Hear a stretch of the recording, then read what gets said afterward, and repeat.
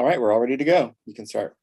Okay, let's call a meeting to order, 12:16.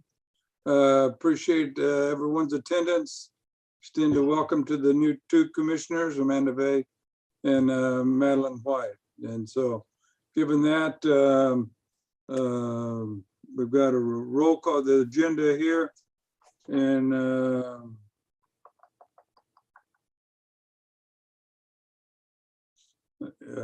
I'll move for a motion to approve the agenda as published.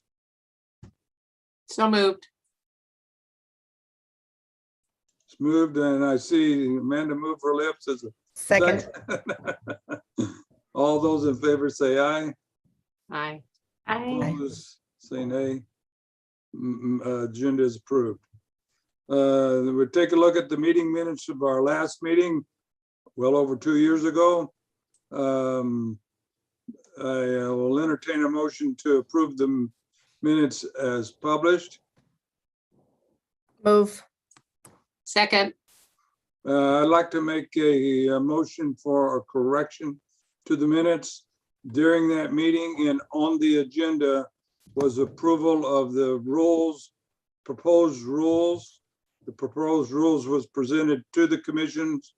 The commissioners did review the rules and did in fact approve the rules during that meeting.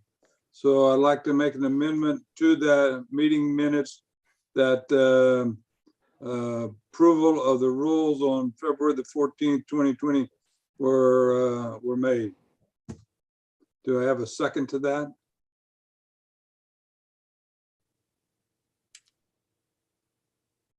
I need Second. to second it.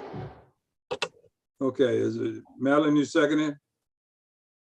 Okay, it's been seconded to the amendment and correction to the minutes. All in favor of that, say yes. Yes. Yes. All in favor say, or all against it, say nay. Now we'll move the motion to approve the amended revised minutes. All in favor say aye. Aye. Aye. All opposed say nay. Motion carries. Meetings, how often to convene is the next agenda item. I'll open that up to Mary Ann. Mary Ann, would you like to discuss what your thoughts are there? Sure. Thanks, Chair Wilkins. So we noticed, as you pointed out, it's been quite a while since we've had the last meeting, pandemic notwithstanding. I believe the current language in the rules talks about it. The meetings are going to occur, and I believe, and Leilani, correct me if I'm wrong, I thought it was on a monthly basis. Our meetings are quarterly, every 3 months on the first Monday of the first Monday of that month at 12:15. Okay, and so I think, thank you, Chair Wilkins. We also just recently started up our Left One Disability Board meetings. We hadn't had those for a very long time too. It was pre-pandemic, so those ones are every month. The question has come up, and I know that a number of the meetings have been canceled in the past. And again, we understand that we were in a pandemic, but we think it's really important for, with what items are going to be potentially coming with the civil service rules changes and as things come up and change, that the meetings actually occur on a quarterly basis. And so this one was kind of off the cycle, which is, well, it needed to happen, but clearly we are very appreciative that we have a commission in place. So the points of discussion that I would just like to bring up for the commission to consider is, number one, is this still a good time for the commission to convene? And if it's going to continue quarterly, as published in the current rules, are those, months that it's occurring still good, or does that need to be changed? We want to ensure that the meetings are really happening on a quarterly basis and that they get canceled and noticed if they're not going to occur. And Chief Examiner Jensen, do you have anything too that you want to add to that? Well, I was just going to throw out the months currently list February, May, August, and November at 12:15. So we'd be looking at May next, the first Monday of May, the first Monday of August, and then the first Monday of November, if any of those dates don't happen to work. But if they do, I would suggest we put them on the calendar officially. Are we contemplating in-person meetings or are we continuing with virtual meetings? I Well- think, oh, go ahead. Well, I was just gonna say, I think we had the same question come up for the other board that we just had for the LEF, and we're continuing to be virtual there because it's more flexible for at-large and for several of our members. So I would suggest for that reason to keeping it virtual. But you know, the other part too is we never know how things are going to go. With the pandemic, changes happen very regularly, and having it scheduled set as virtual helps us also ensure we continue to have meetings, because if things change and we had it set up in person,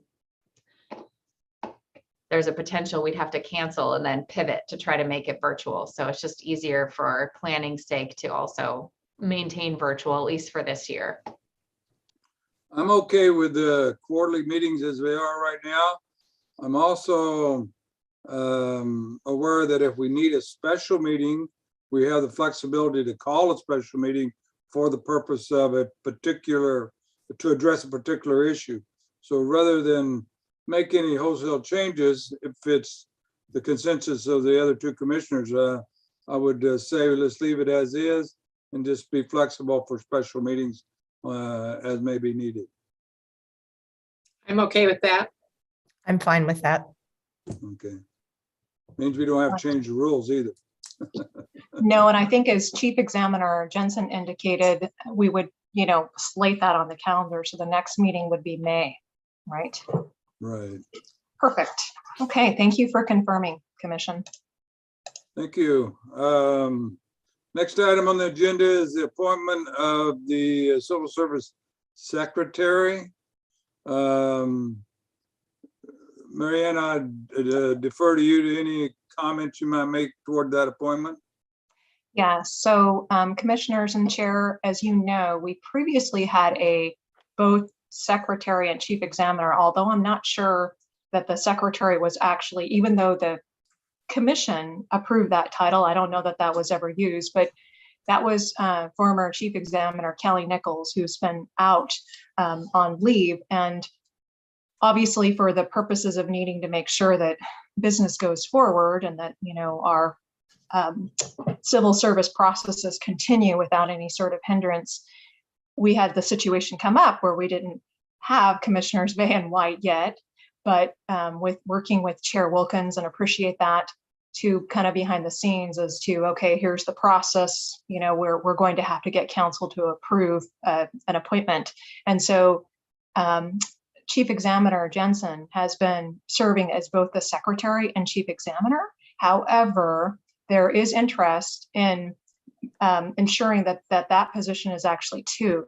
The amount of work that's in the civil service work is quite a bit. It requires obviously really, really close attention to detail, and it's very, very important. We want to make sure that we keep some of those duties separate. So Chief Examiner Jensen, you can talk a little bit about what you see, because we had this conversation about 2 months ago about, it's really important to have these roles distinct. Yeah, so the council approved an interim appointment for me to continue helping ensure our police department hiring process didn't get held up. So in the last few months, I've had a chance to see what level of work my position as examiner is doing. And in order to be still efficient at all the other things that I'm doing, which is labor, compensation, managing, assisting our HR department, training new staff, I've just asked for Marianne and for the commission to separate out the duties so that we can make sure minutes get the attention to detail that I would expect Chair Wilkins would want to have, that you'd want to get them in a timely manner. So just working on our eligibility list this morning at 5:30, I figured, this is a great time to separate the work and make sure that we're successful at both roles. So Vanessa is a awesome attention to detail analyst, and she also supports our police department. So she is the ideal person to also be part of this group and commission, because keeping track of our rules changes is helpful to her too. So that was the other piece, is that for her to get up to speed and also understand from the civil service side of things what needs to be happening with hiring, because she has a big hand in that too. We just thought, two birds, one stone. This is a great idea. So I would appreciate if we could get her approved as the official secretary. I think as I spoke this morning with Marianne, that the duties and responsibilities probably need to be better defined in the rules. And so when we go through that process here in the near future of looking at the rules for necessary revisions, that we probably need to take a look at that. I also think that it also gives the opportunity for the chief examiner to work closer with the commission on the things that she's responsible to let us know. The state code has certain requirements. And I think in the past, we've kind of glossed over it sometimes, and I've been a little concerned about that. So I appreciate the opportunity to work one-on-one with someone specifically on the issues that the chief examiner and the commissioners work with, because the chief examiner works on behalf and as the commission many times. So I appreciate that. So given that, Commissioner Vey and Commissioner White, any comments to either the question on the secretary? Sounds to me like it's exactly what we need to do. It certainly does.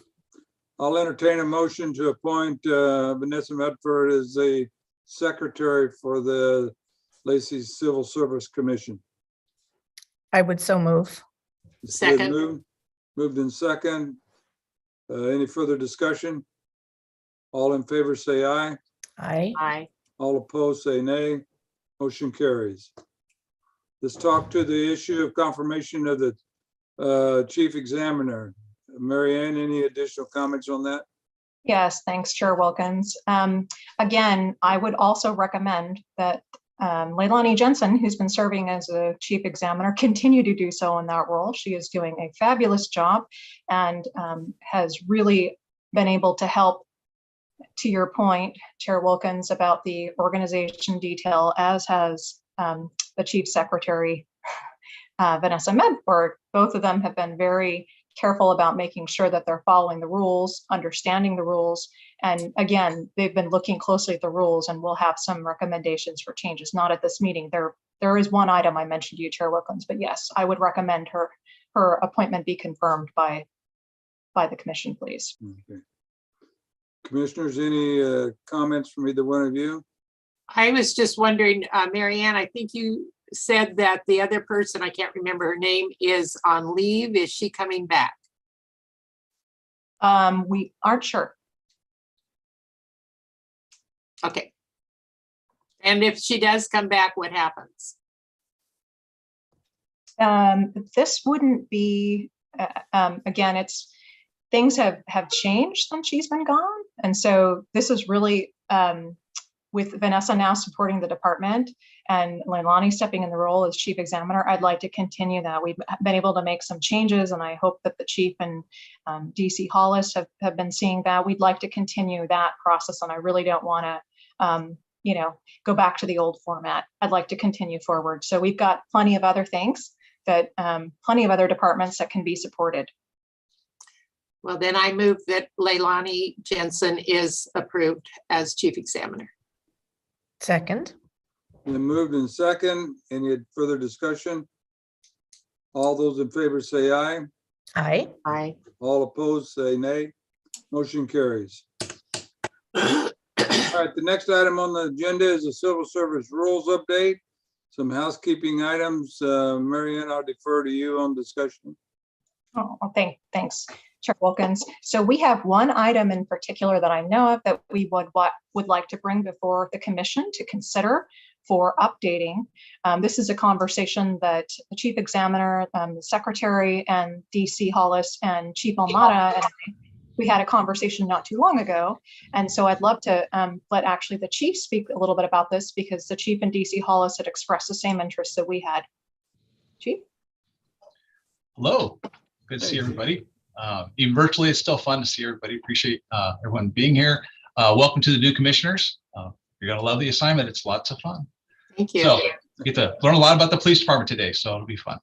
Of this particular issue that we're gonna discuss right now is the percentage to pass, right? So currently it's 80% for a passing score to move on to the next level of the selection process. And we're a little concerned with that, frankly. Some police departments say we only want 80 or 90% or above. We want the creme de la creme and the written test.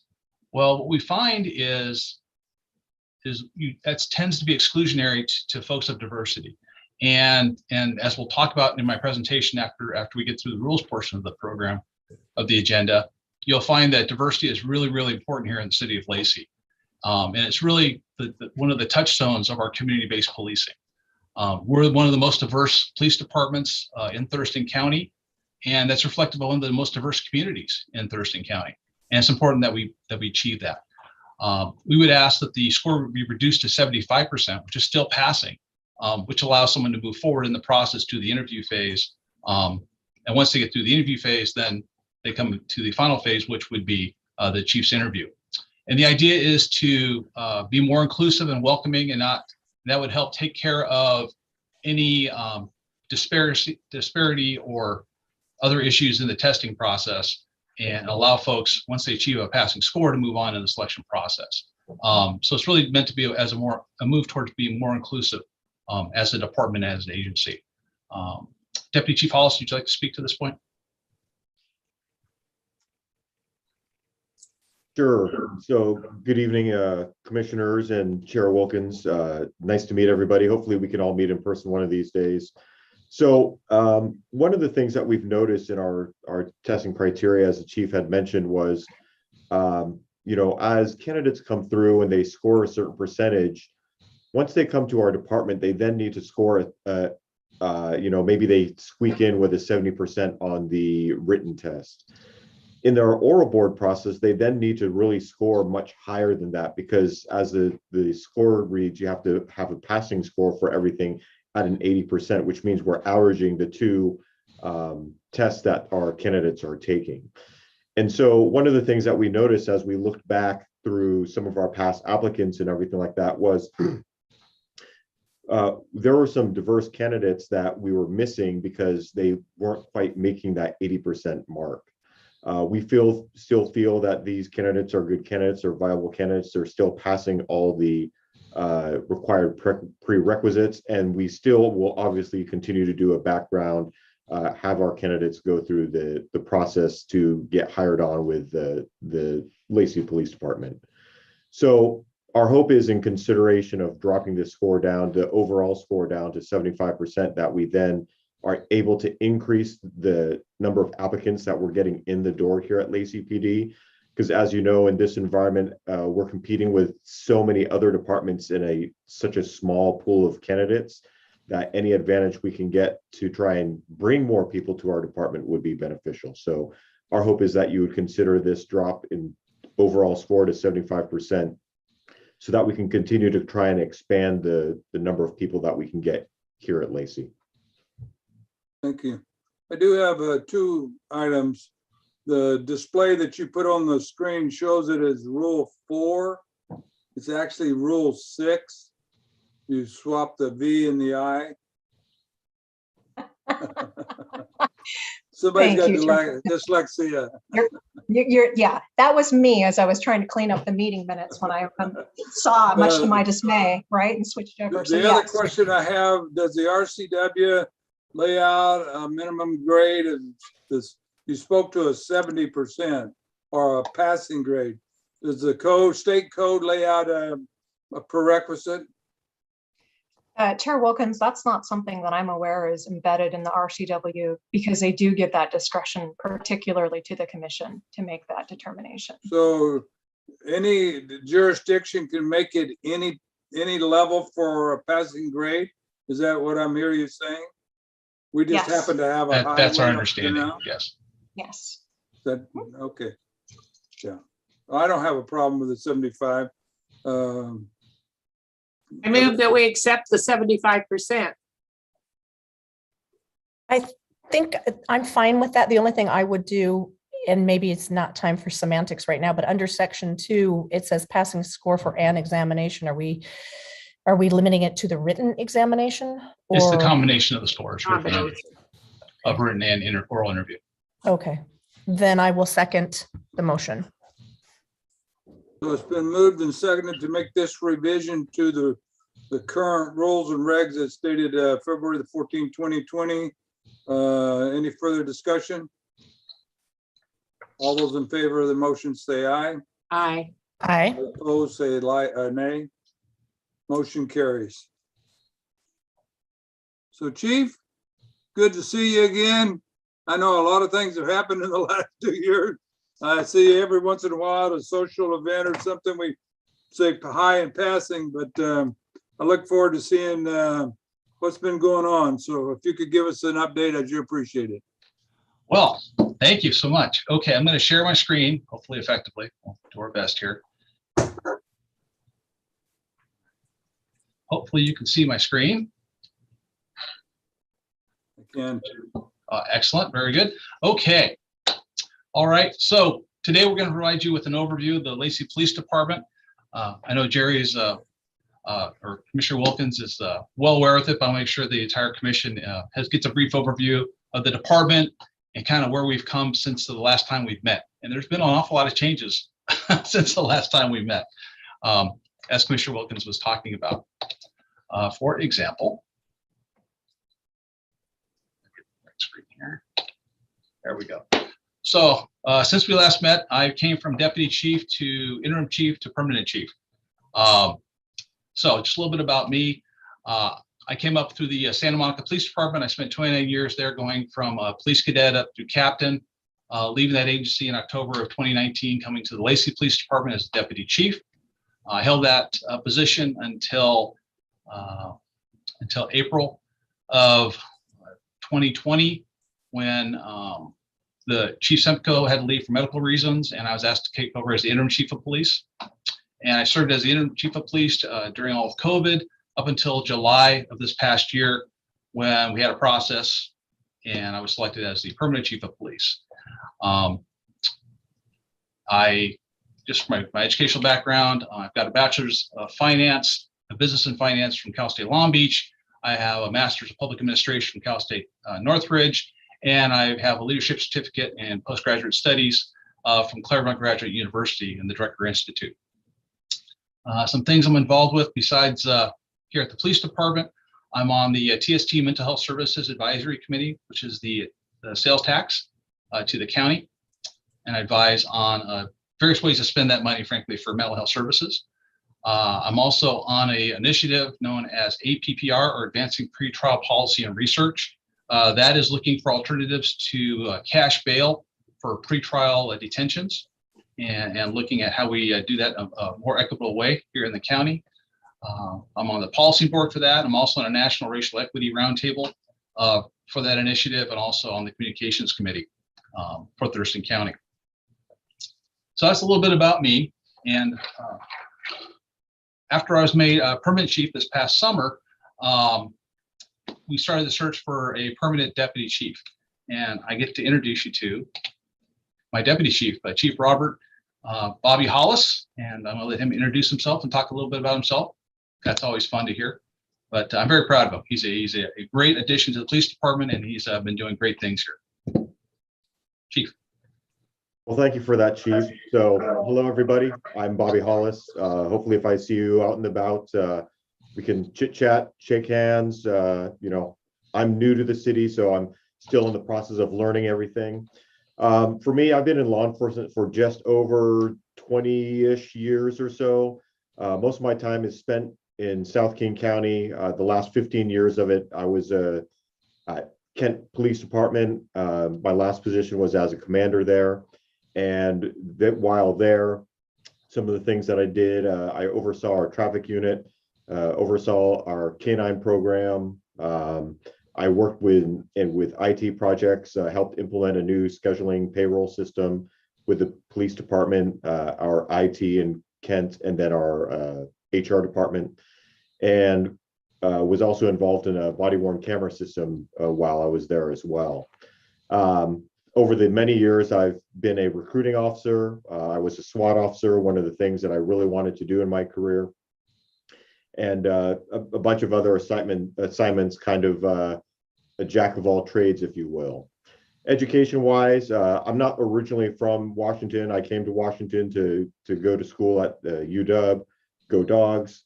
I was able to get my bachelor's degree in sociology, and then I decided that I wanted to go back for more school and ended up getting in my executive master's in public administration, also from UW as well. So I was able to be selected as the new deputy chief by a large number of folks that were on my panel that September day. I've been here since December, so here about 3 months and change in. I'm still learning a lot of people, still learning about the city, but I'm involved in a bunch of projects here already. One of them is implementing the body-worn camera program here in Lacey, and we're also working on potentially building a new police station sometime in 2025. So working with our permits, our public works folks to try and get that up and running. And then another one of my tasks here right now is to work on our policy, kind of review it, figure out, coordinate with our commanders to make sure that all of our policies are in accordance with what legislative intent is, and then making sure that the training is rolled out for all of our officers during their training days. So that's kind of the review of the Lexipol policy that I'm doing right now. Right now, I'm still living up north. My hope is I have a 16-year-old. And so once he's done with high school, my wife and I were planning on moving down here so that we can be a little bit closer to the city and be more involved. But that's a little bit about me. So just a little bit more about the policy framework. So actually, we were recognized by WCIA for the fact that our policies, frankly, do incorporate all the new legislation, which is cool. But primarily, what we want to look at is make sure that some of the older policies that we have need to be freshened up, not the high touch ones, the use of force, pursuit, those type of things. But really some of the older policies and some of the more nuanced type things that maybe should be better phrased as guidelines or operational issues versus policy. So we'll make sure that we separate those out, of which Deputy Chief Hollis will be doing, and pretty excited about that. So good things come. So today we're going to talk about department overview and organization.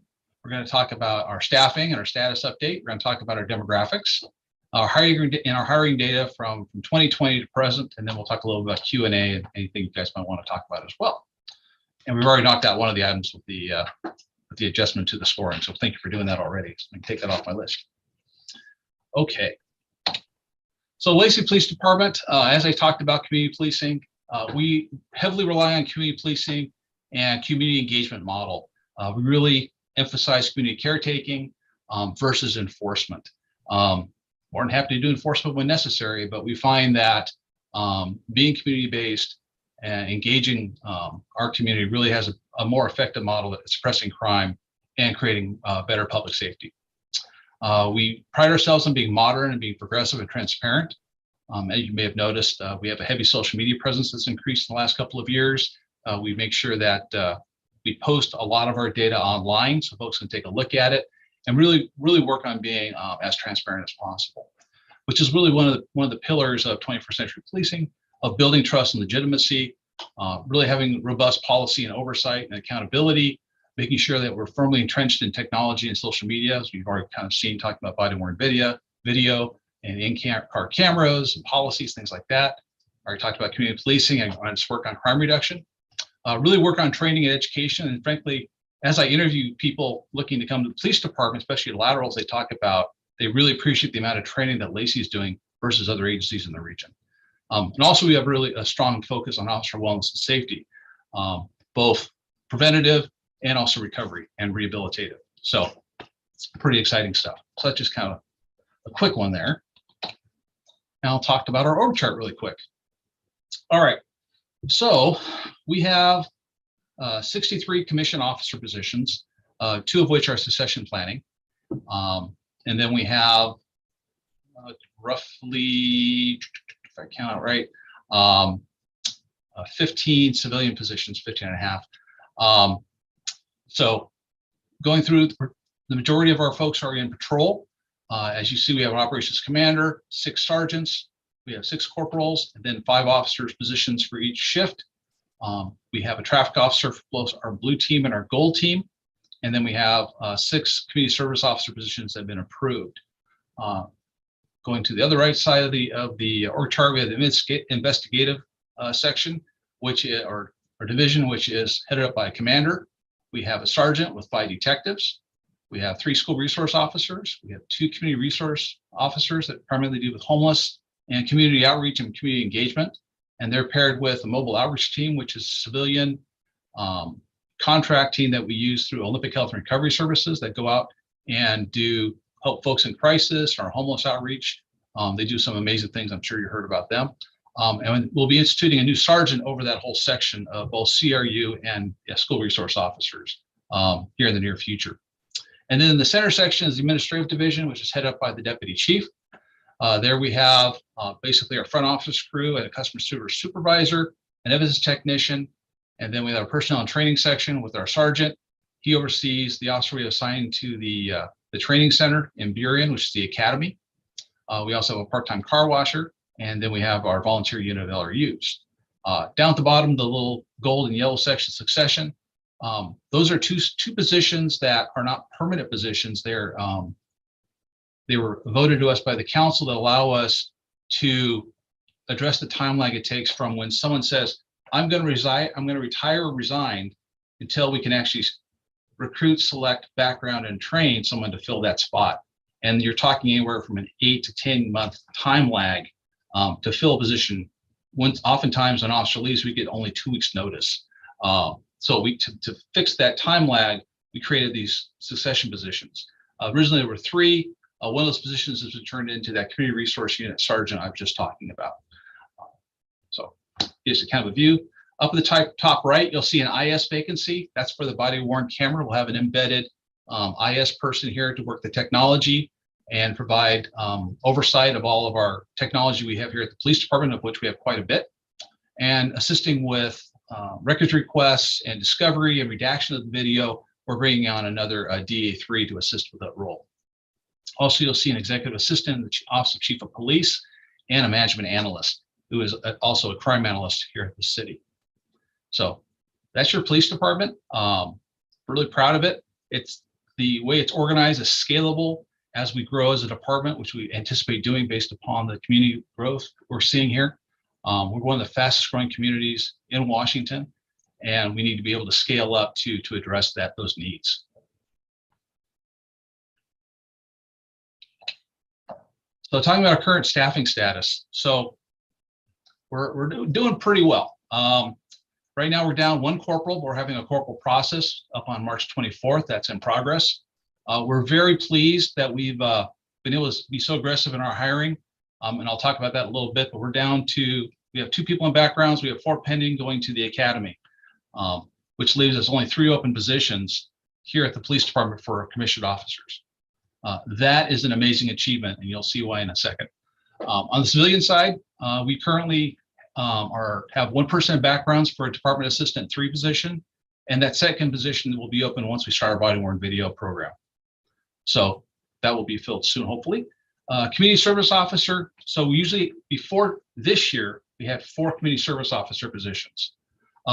Happily, 2 of those folks tested and were selected to become police officers. So those part of the 2 of the 4 pending an academy date. However, that gives us 2 more vacancies on community service officers. So we'll be recruiting soon for 4 open CSO positions, which we're pretty happy about. And we've been able to expand from 4 to 6. So that's pretty exciting. And as I said, we're in the application period for our computer technician for the IS position here at the police department. So let's talk about what's happened since January 2020 of last we met. impacts to staffing during COVID and with the new legislation that happened in the summer of 2021. 2021. So quite a bit. We had 9 retirements. We had 5 resignations. Now understand that's of a department that was supposed to be staffed around 60, but it really never achieved that number because we'd added 5 to that number. So we used to be around 52, 55-ish, and then we added 5 more positions. So really 15 people out of less than 60 people, that's a quarter of your department. That's quite a bit of change.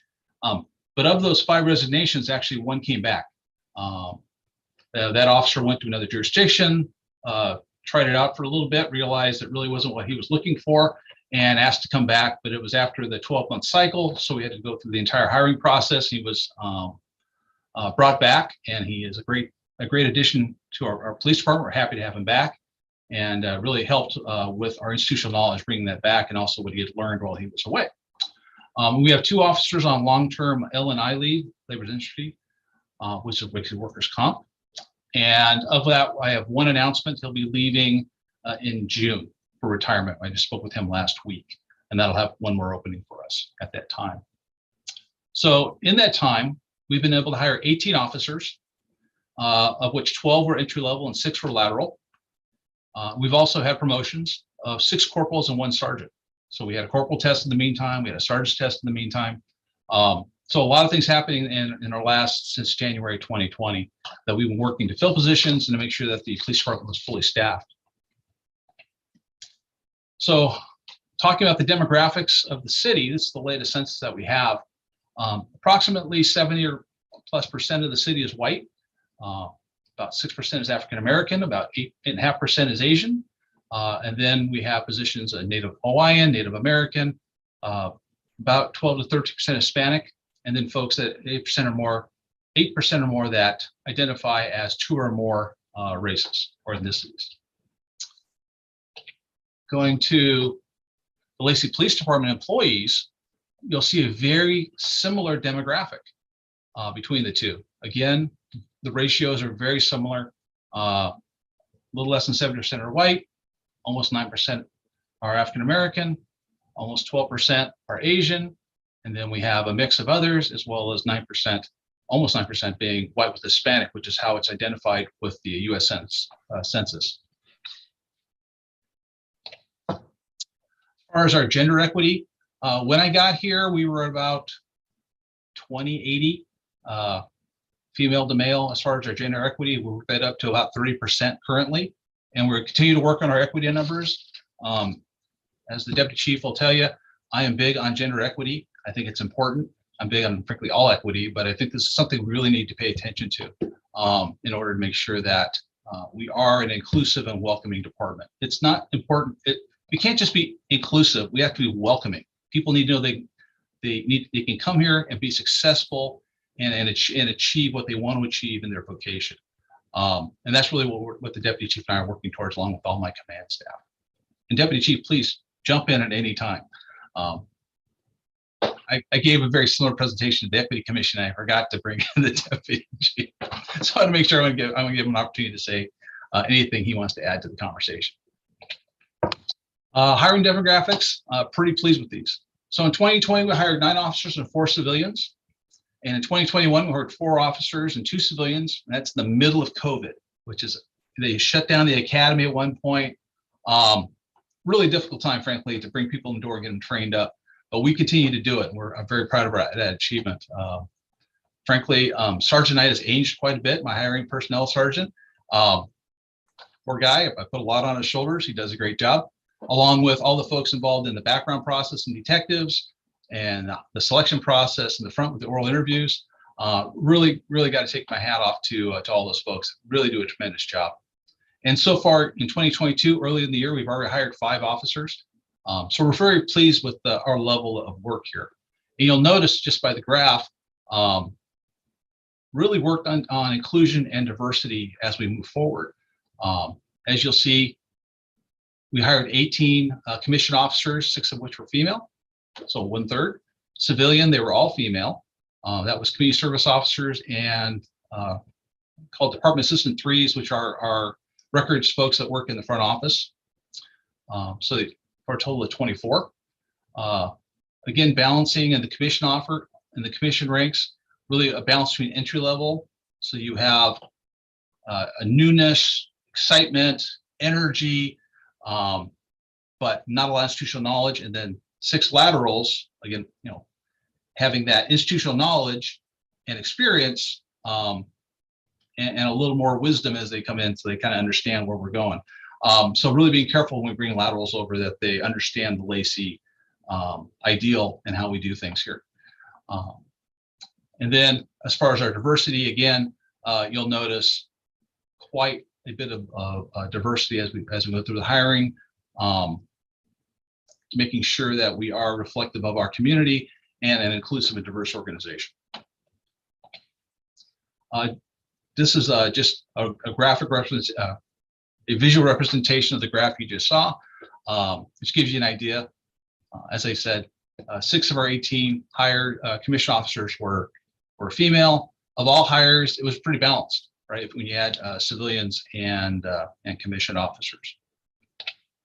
And then racial and ethnicity hiring data, again, really worked on making sure that we were inclusive, welcoming, and really finding the best folks for the city of Lacey. And as we find folks, we really make sure everyone we hire has some sort of connection to the city of Lacey. And that is so important for us. Whether they grew up here, they went to school here, they play ball here, they shop here, they go to church here, their kids go to school here. We really work for that kind of understanding of Lacey. We don't like people to drop from the sky, like, I'll just work here because they accepted me. No, you need to have a connection to our community. That's really important. Okay, I'm gonna stop sharing my screen for a second here. Continue our conversation. So, as you can see, try and work my screen here. Trying really hard. Oh well. Some computer issues. But as you can see, the city of Lacey and your police department works very hard to make sure that we are progressive and transparent and really reflective of the community we police. We are not an occupying force by any sense of the imagination. We truly work to make sure that we're community caretakers. So with that, I'll open it up for any questions. I'll offer it up to the deputy chief as well. Yes, Commissioner Wilkins. I got a couple of questions. Do we have anybody in the academy now? We have 1 person in the academy now. So you said there are 4. So is that 1 out of the 4 is in the academy? No, it'll be 5 total. So we have 1 in the academy now, and then we have them timed to go in over the next few months. If we put everyone in the academy now, assuming we could get spots in the academy, when they came out, our FTO program would be overloaded. We wouldn't be able to handle it. So we staged them and timed them out. So we have 1 in the academy that started last month. Next month, we'll have 2 more go in, and the month after that, we'll have 2 more go in. So the academy can handle it up in Seattle versus having to send them over to Eastern Washington? Short answer is yes. So the fortunate part is that of those 2 retirements, of the retirements you saw, 2 of those, one was a sergeant, went and became the commander of the academy, and the other one went as the deputy commander of the academy. And so I've got kind of an inside line into the academy right now, but don't tell anybody.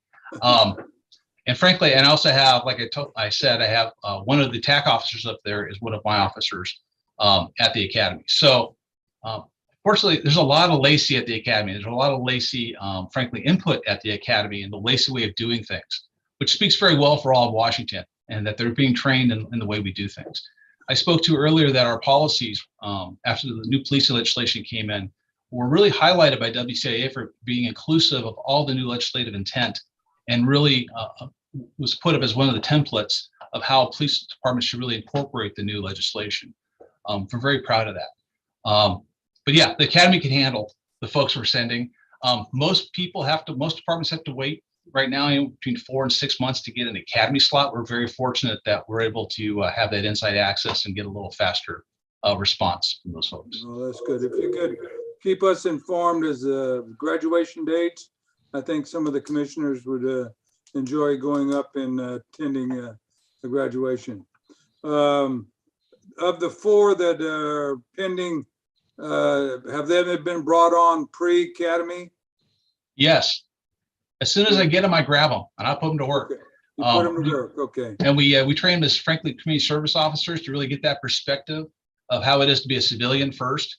And they learn radio procedure and geographics and how to wear a uniform, even though it's not a police uniform, how to drive around a marked vehicle, and how to just, be involved with police work and listen to the radio and all that kind of stuff. So it's not a culture shock once they go to the academy. It gives them some context when they go to the academy, because in the academy, you get all this information, this barrage of information, but it's how you incorporate that information for when you come out is the important part. So it helps give them some context as they're getting the information. So do we still have 2 exempt positions?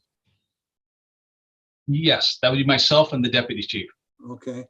And the administrative director, you have the 2 commanders, and then you had the administrator. Is that a field position? Is somebody in that position? No, that's actually the administrative division. That's just a placeholder. That's actually operated by the deputy chief. There's no one in that position. All right. Well, thank you for what you've done. It's just a great job. I really appreciate it. I now will defer. Madeline? Question for Chief Amata. I know because you came and spoke to the chamber regarding how bad the legislation was last year. I try not to judge. Yeah. I saw how you tried not to judge. Anyway, and I appreciated all your information, but my question is the new legislation really going to help that much? In a lot of ways, yes. In some ways, no. It's the typical lawyer answer. It depends, right? So 1735, House Bill 1735 helps quite a bit because it increases the areas where we can use force, and that under the old law, we could only use force to effect an arrest or to help somebody from getting hurt, basically. There's another one, putting a prisoner from escape from a state penitentiary, but that's not something we come in contact with too often. Which meant we couldn't help people for involuntary mental holds or medical issues or custody agreements or court orders. 1735 clears up that portion of the law. What we're waiting on is 2037 to be signed by the governor. That gives us definition of physical force. As the AG pointed out in a recent opinion, the lack of a definition of physical force really impacts the ability of officers to operate. We're kind of operating in the blind right now. We think we have a good definition. It's very close to the definition in House Bill 2037. So the governor is staged to sign that. It's on his desk. We're just kind of counting the days until he does. There's an emergency provision for it to go into effect immediately. Unfortunately, House Bill 5919, I believe it is, which handled pursuits, it died on the floor of the Senate, unfortunately. So unfortunately, we're still in, so that's the bad part. We're going to have great difficulty being engaged in people that just drive away from us. There's not much that we can do at this time. It's a very limited set of circumstances that you'll be able to engage in a pursuit. And it's a difficult situation. I think we have to work through as a state as we move through that. And hopefully the legislature will help to address it. Do you know why it died? Yes. Any questions concerning the staffing and manning issues addressed by the chief? I do have 2 things. If I could, I'd like a copy of the org chart that you had. I think if the commissioners could get a copy of that, that would be great. And then I'll also defer to you and to Mary Ann as to whether it's a situation. I realize that when we get out and we interact with the staff and the police force, that it might make consideration for biases in the commissioner's decisions. But I'd like to see if there's possibility of us having a tour of your facility so that the commissioners can get a sense of how you're set up, how you organize on the ground, that kind of thing. So if we could work something for that, I would appreciate it. So yes, I'll supply the chief examiner with the documents for the org chart. Happy to do that. You'll also get a copy of the presentation as well. The deputy chief and I will facilitate the tour of the station, which I lovingly call the submarine because it's dark and it's cramped and it leaks, much like a World War II submarine. That's why we're looking at getting a new police station, to be frank. It was last touched in 1985, back when we had 15 to 20 officers. As you can see now, we've tripled that, and the mission continues, and it's a very difficult to operate out of this facility. We'd be happy to show it to you and to highlight some of those deficiencies, and that we'd like to do. Frankly, we really want a station that's welcoming to the community, that they feel it's a sanctuary space, and the current facility doesn't offer that. It's hidden off in a corner, it's dark, it's not very inviting, and we really need to change that as part of our community policing plan. Interesting. That's what I thought when I took a tour of it about in 1990, when they were doing the counter drug program out of there. And I was the director of operations for the Army Guard. So I understand your comments. So Amanda, any comments? No, actually, you hit them both. I was going to ask for the org chart, and I was going to see if there was any way we could get down there and do a meet and greet. I think that would be very helpful for me. I've worked with police departments before, so I'm super excited to be able to do so again. So I would mention that we're looking at starting a community academy for the fall. That would be also working in comparison with, I know the city government, city manager is also trying to put together an academy for commissioners and for the community at large. I'd like to extend that invitation to you as well. We have the members of our Capital Metro Independent Investigative Team. We have 6 community members on that team. They'll be going through that academy. And it's really just an idea to expose you to the police department, the operation, some of the things we do as police officers, and it's more of a familiarization. It doesn't turn you into a mini cop or anything like that. It's just really give you a familiarization and exposure to some of the things that the police officers are seeing in the field. So hopefully I'll be coming in the fall. We're working on that right now. COVID, permitting, all that good stuff. But we're pretty excited. This is like the first week we haven't had to wear a mask. So we're all kind of giddy here at the police department, to be frank. So yes, it's a good time. But, and Mary Ann, I don't know whether you've got it on your schedule, but I'd really like for the Chief Examiner Jensen to give us a overview at some point of the hiring process and the examinations that are given and how that's conducted and those kinds of things. I'm familiar with it somewhat because I've been associated with it now almost 13 years, if you can believe it. But obviously, I'd sure like for them to get an overview of it. So at some point, we need to get that into the review.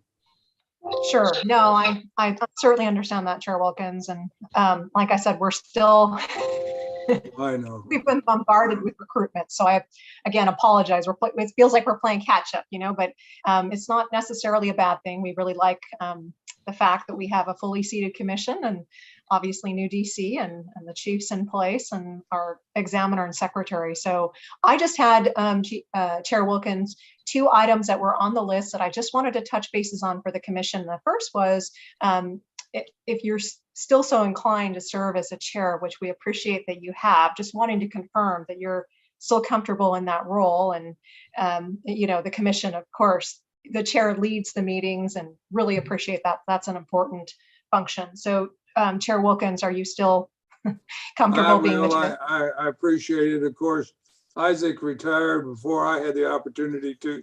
They didn't want to leave you high and dry, so I'll be happy to stay.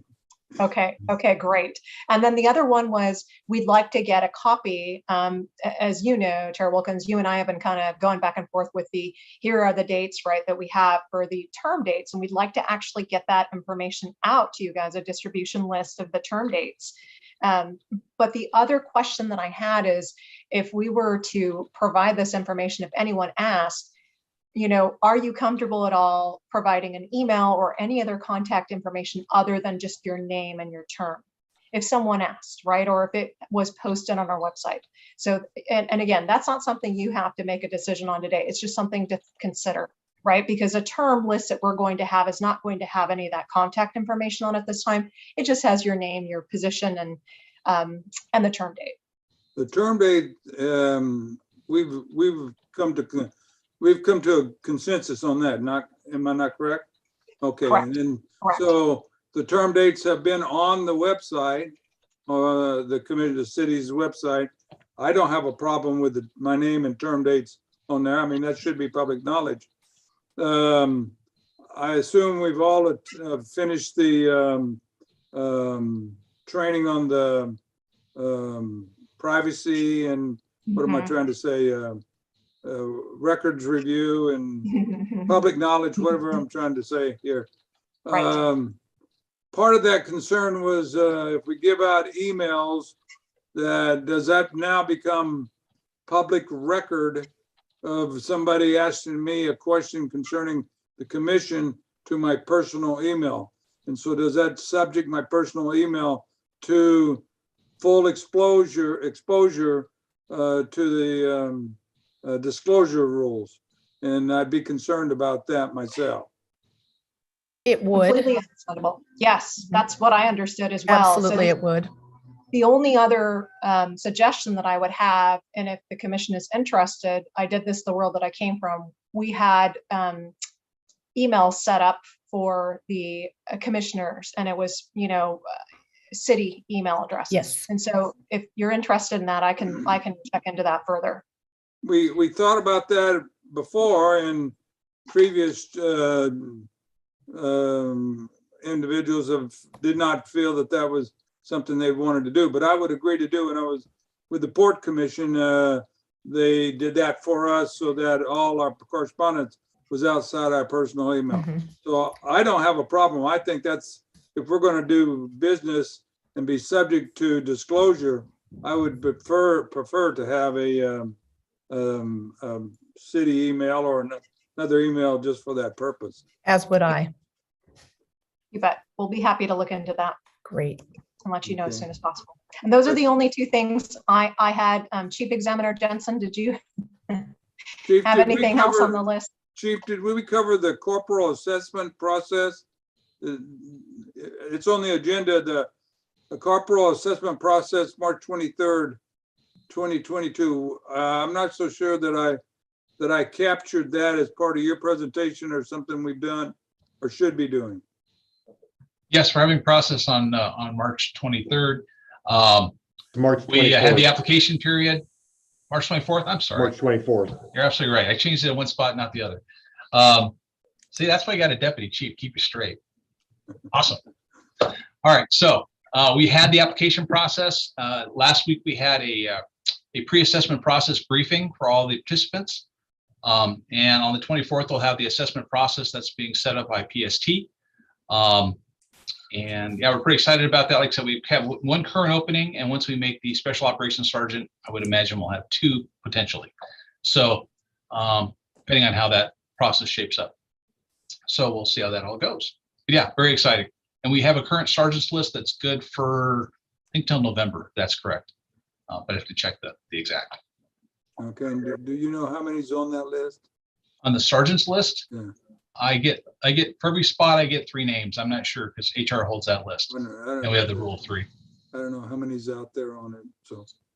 Okay, our next meeting is scheduled for the 2nd of May because that's the quarterly meeting. But again, Marianne, if there's a need for a interim meeting, I'll defer to you to call it for us or talk to us about it. Before I do leave, I want to ask if the secretary and the chief examiner, if they have any questions or anything that they would want to share before we adjourn today. Appreciate your appointment, appreciate what you do, and looking forward to working with you. Nothing? I do not have any questions, and thank you for the appointment. I appreciate that. Just looking forward to getting our rules looked at, but yes, thank you for the appointment. Okay, well, as Amanda and Madeline know, I'm a rules and bylaws guy, so we'll be happy to work. And of course, Amanda, with her legal experience, she'll bring a good insight to it. And Deputy Chief, appreciate meeting you. I hope to see you sometime in person, and Definitely. we'll get out and say hi sometime. Is there anything looking else I forward need to it. for the good of the cause, Marianne? You got it. You covered it. So given that, the meeting is now adjourned at 1:16. Thank you. Pleasure meeting everyone. Thank see you. you. Thank you. Thank you for your Commission. service. Have a Thank good you very week. much. Take care. Take care.